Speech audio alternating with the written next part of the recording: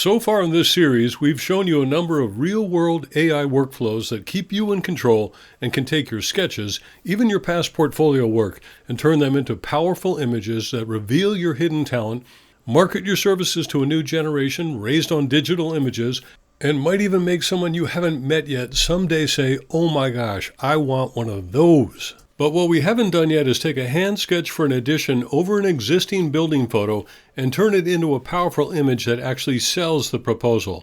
So in this video, we're stepping back into the craft of drawing, into the Procreate techniques that make it all possible.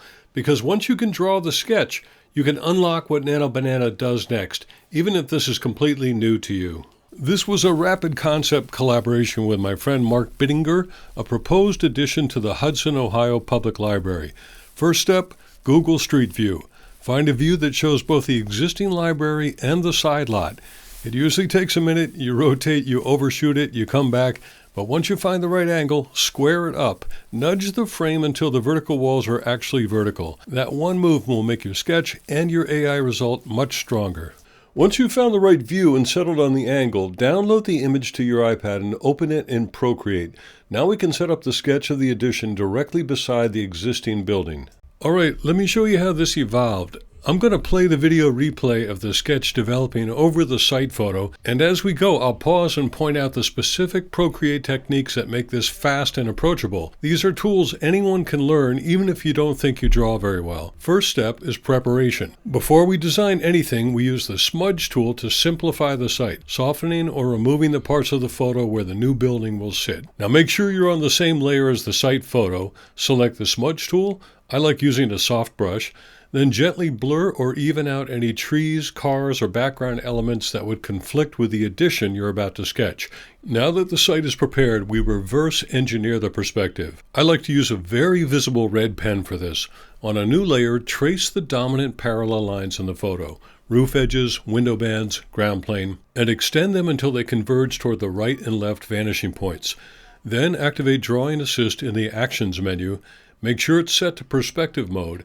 Tap to place your vanishing points exactly where those lines converge. From that point on, any new layer can use Drawing Assist. Just toggle it on in the Layer menu. Now every line you draw will align to the perspective or lock into true horizontals and verticals. And in a moment, you'll see how powerful that becomes. Now this is where the real-time savings happen. I'm not building the 3D model of Mark's plans. I'm sketching it freehand directly into the site photo. Using the plans and deriving the height information I need from the existing building itself, along with a sense of proportion anyone can learn, I'm sketching the design directly in perspective. This is what I teach in the live draw-along workshop, and I've seen over and over that anyone can learn this. The perspective guides keep the geometry honest. So now I'm blocking in the massing, placing the major window openings, indicating mullions, and adjusting relationships until everything feels right next to the existing building. Now, to be honest, you may not even need to add color anymore, but it's still fast and useful to sample materials directly from the existing building, especially if you place each one on its own layer so you can adjust them later. Using the eyedropper, I sampled the brick color from the existing building, then I used the Select and Fill method to quickly block in the brick and the glass. I add a new layer for each material, placing it just beneath the black and white sketch. Then I grab the selection tool in freehand mode and outline the area that will receive the fill. Once that shape is closed, I simply drag the color dot into the selection, and just like that, instant color. And as you know, when each material sits on its own layer, you can tweak the hue, saturation, and brightness whenever you want, which means you never really choose the wrong color, you just refine it. One of the great advantages of Perspective Drawing Assist is that you can build in color at the same time. With Drawing Assist active, I'll grab a flat brush on its own layer and start suggesting interior shapes with soft color. Because the brush is locked to perspective, even these loose strokes sit correctly in space. I'm not detailing furniture, I'm hinting at planes, walls, depth. And later, Nano Banana will interpret those shapes as interior structure and objects inside the addition. And if you want to control the location of clouds or trees in your prompt, Procreate handles that too. With organic brushes like the Taralea brush, you can paint surprisingly natural clouds and foliage. This is my Bob Ross public broadcasting moment. It's optional, but white clouds behind a roofline can clarify the slope, and dark trees can help frame the building's profile. And these contrasts make your design intentions more clear to Nano Banana when it interprets your sketch. I also added a twilight layer here, and I'll link to a full breakdown of that process at the end of this video. But let's bring this back to the point. Can Nano Banana correctly interpret a design sketch drawn directly over a site photo, whether it's your own photo or Google Street View, and convincingly place the new design into the real context? Can it replace early-stage 3D modeling? So there's only one way to find out.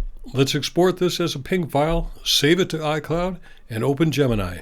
A quick reminder from last week, I'm going to use the universal prompt we developed and stored in the personal intelligence section of your Gemini account.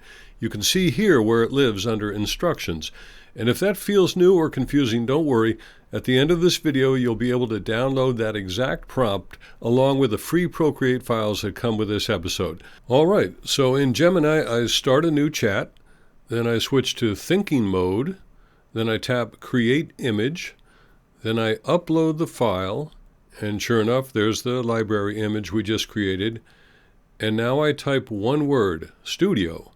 That's the trigger. And the automated dialogue begins with question 1, what are the primary building materials? And so I answer that the addition is brick to match the existing building on the left, and the windows have off-white trim.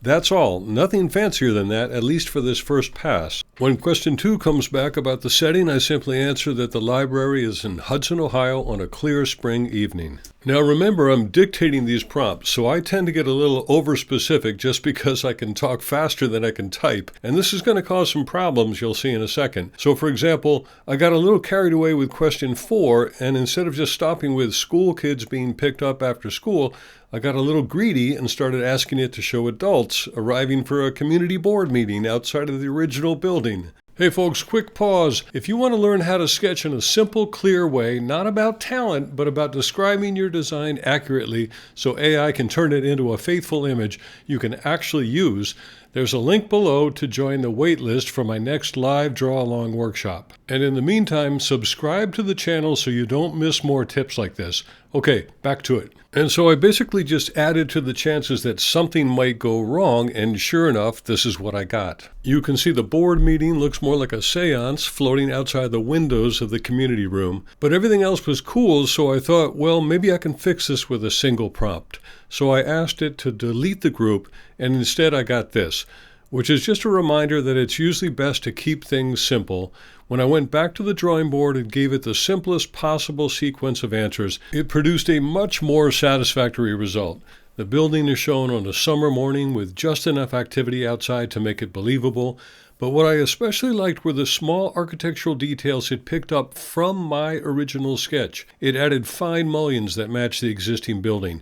It squared off the circular form into something closer to an octagon, which is much more consistent with the original architecture. And the front trellis defining the outdoor event space appears exactly as I designed it, and this is the part that should reassure anyone who feels a little uneasy about all of this, myself included. Every one of those decisions came from the sketch. It's reading the fine line work. It's following the geometry. It's honoring the design intent. It's not hallucinating anything important about the architecture. Once the architecture is correct, once your intent is locked in, that's when the real fun begins. Because then you're no longer fixing the building. You're just changing the story. You can show it at dusk, in winter, during construction, or in any narrative situation you want. The architecture stays yours, only the story changes. Now let's apply this same workflow to something many of us design all the time, a residential addition. You may not use this in every situation, but when you're up against a tight deadline and there's no time to build a full 3D model, this can be a very viable option. It's the same process.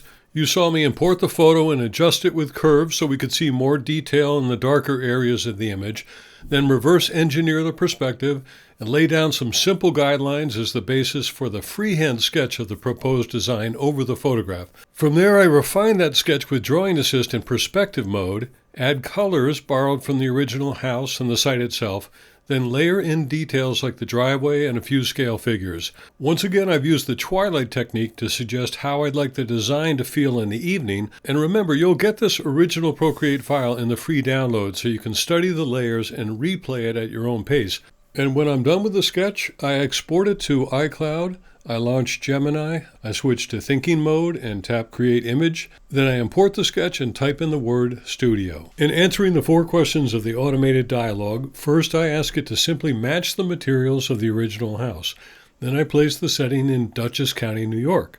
I set the time of year as an early spring afternoon with blossoming wildflowers in the field all around the house. And then I get a little crazy just to see what it'll do. I add a 1950s pickup truck in the scene. The glass doors open in the garage, revealing a carpentry shop full of tools. I have a couple of small kids from next door watching, hope they'll be invited in. I park a Citroen 2CV in the courtyard and pull the riding mower out of the shop to make room for the lumber delivery. I hit the submit button, cross my fingers, and voila, a near-perfect interpretation of my exact architectural design that perfectly preserves the site and every detail of the existing house and has the bonus of a wonderful human interest story thrown in. And because my sketch controlled exactly what Nano Banana would do, and it produced the design just as I intended, now I can focus on that 4th question, the narrative, the story behind the design, and use it to pull my client deeper and deeper into my vision for their project. To learn more about the drawing and AI prompting techniques you saw today, or to join my live weekly draw-along workshop, all the resources are linked in the description below. That's also where you can download the final sketches and prompts and try this workflow yourself. To see the next video in the series, click right here, and I'll see you in the next one. Okay, that's the outro.